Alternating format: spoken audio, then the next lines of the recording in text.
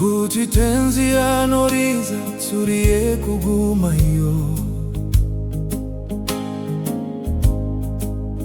Apo nguva yepasi yaperawo,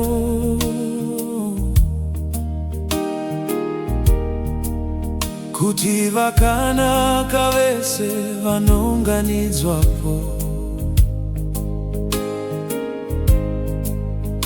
Mazita anodaidzwa ndiripo. Mazita anodaidzwa, mazita anodaidzwa, mazita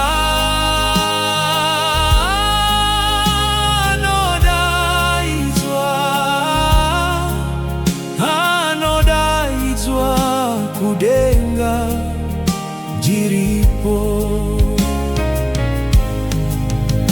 Hamusiwo vanomuka vakafa kuna Kristu,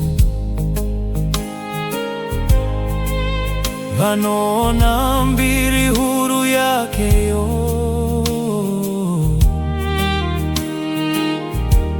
Hapo vasarudzwi vanosangana kumushako. Mazita anodaidzwa Ndiriipo. Mazita anodaidzwa, mazita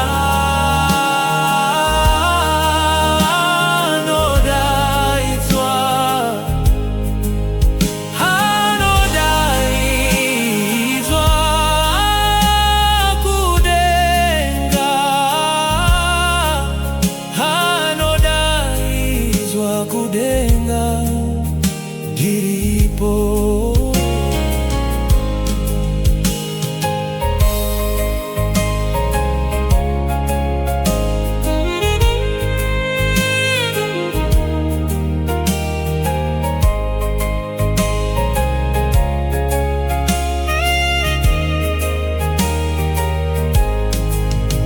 Ngatibate basa rake kuti rinozopera.